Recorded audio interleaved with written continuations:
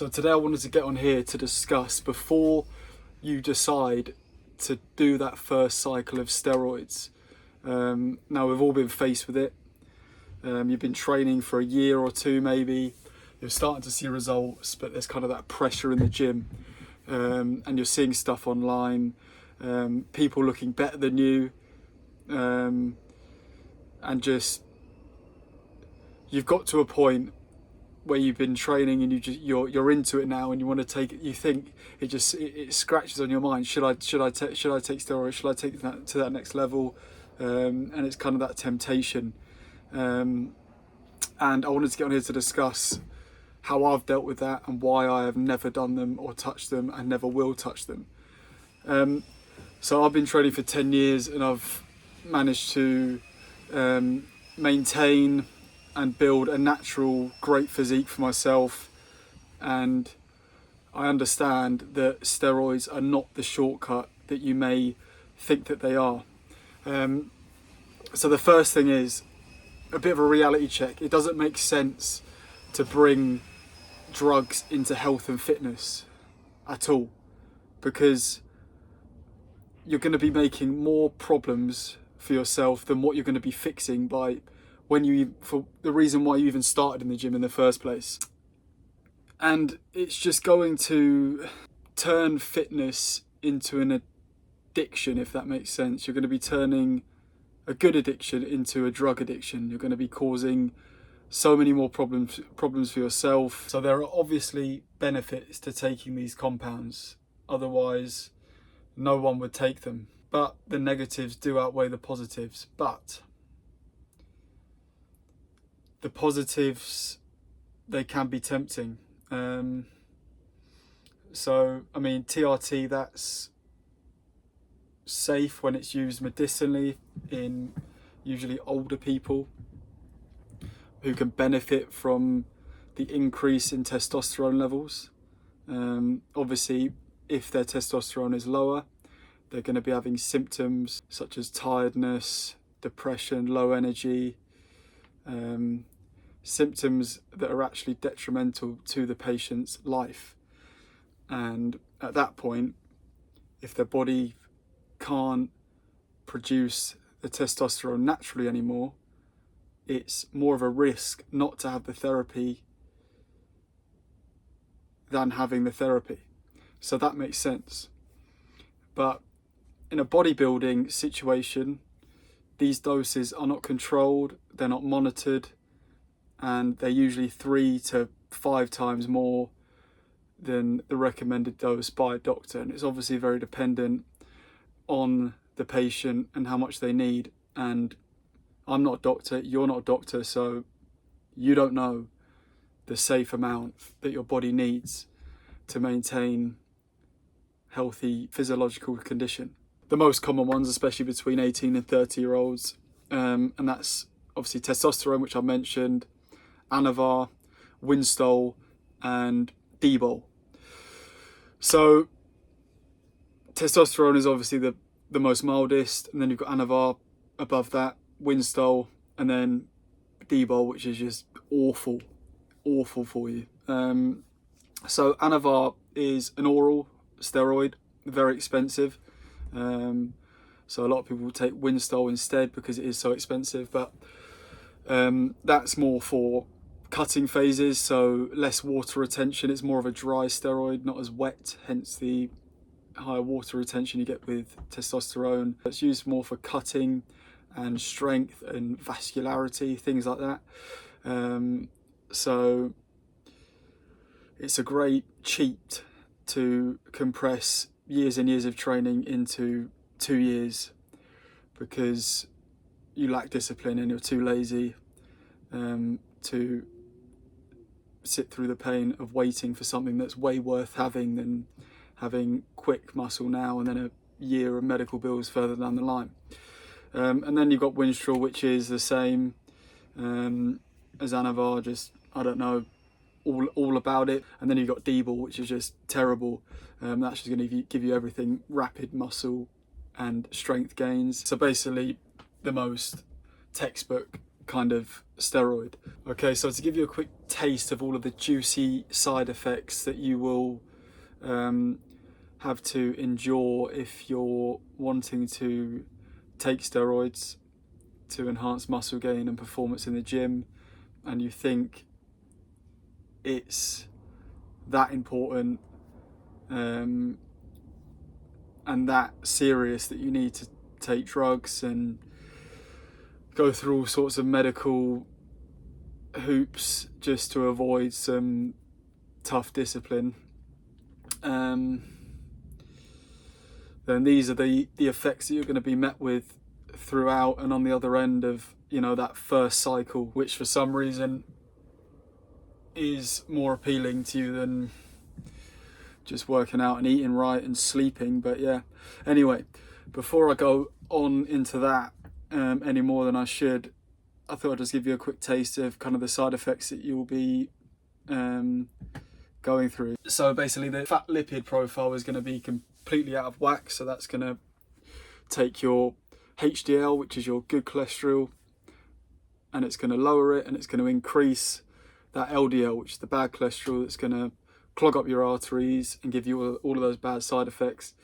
It's going to increase your blood pressure and increase heart attack and the likelihood of a stroke into adulthood. It's also going to suppress your natural testosterone, so it will take away your body's ability to produce testosterone naturally, which is just retarded, because you're just going to leave your body with irreversible damage that you're going to be going to doctors to constantly to try and sort out, and you're just going to cause this stress that is much harder than just being patient and going to the gym like a normal person. So there's just endless shit that you're going to have to deal with, which is much more stressful and much more hard work, just because you wanted, you know, some short-term quick results which take years. I mean, if that's your mindset, you shouldn't even train. You should just stick to being average, honestly, because that is just a whole another headache that you don't need. You're too young to be going through, and there's the only time that is appropriate is when you're 70 to 90 years old. You're just speeding up that process, and you're speeding up the aging process at the same time. You're just taking years off your life for what? A bit of muscle. Like, if it's that deep, just don't do it.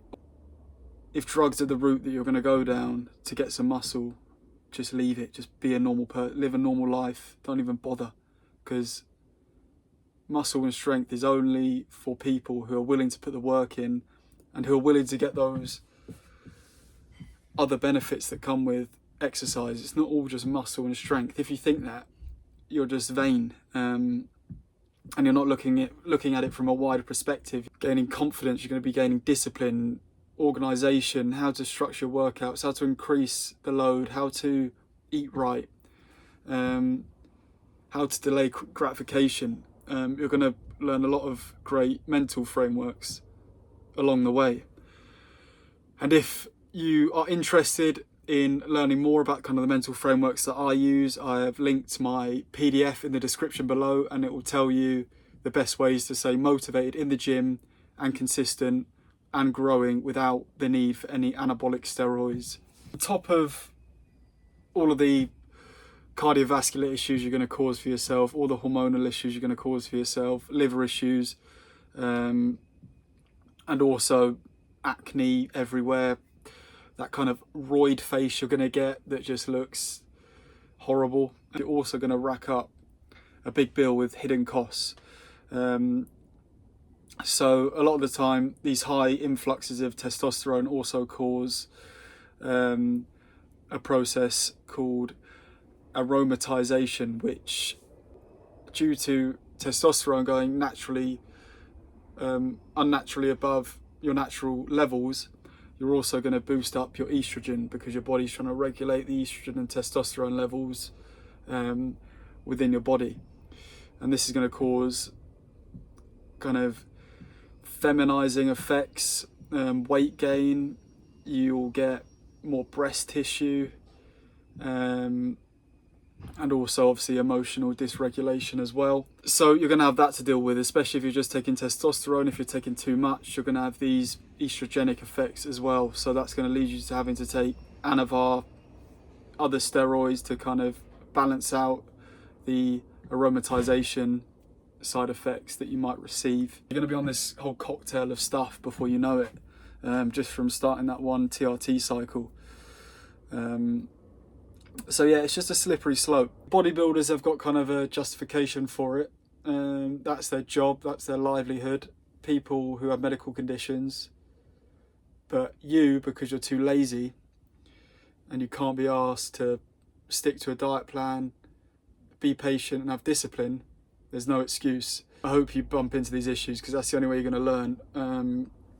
I mean, you can listen to me, you can't listen to me. But at the end of the day, the facts are the facts. So at the end of the day, you just need to ask yourself why you're considering taking steroids. If it's just for vanity, you need to rethink your whole approach, because there's more to life than how you look. That's a great byproduct, but it's not the whole thing. There is so much more to it. Like, you actually get pleasure from living a healthy lifestyle. It just enhances your life and spills into all other areas of your life. Obviously you want to look good, but don't make that your deciding factor as to why you want to take steroids. Or you can have discipline and a great natural physique and have the pride in yourself that you built it naturally, and you didn't give in to the temptation for taking steroids. So yeah, I'll put it up on the screen. This is me at about 14 years old, before doing any strength training, and this is me at about 22, 21. So the progress is massive, and it was all done naturally. So if you wanted proof, there's your proof. So yeah, I mean, I'm going to wrap it up there. I'll kind of leave it with you. I mean, the choice is yours. I've given you the consequences. I've shown you that it can be done without having to go through those consequences. And yeah, I just want to prevent new young lifters, because I see them everywhere, just that aren't that big, but you could just tell instantly that they're on gear. Just to kind of, think twice, and don't make any rash decisions that you can't come back from, that you're going to live with regret. Because yeah, it's a mistake that you can't easily undo, and there are so many other natural routes that you can take, and discipline is basically the way out.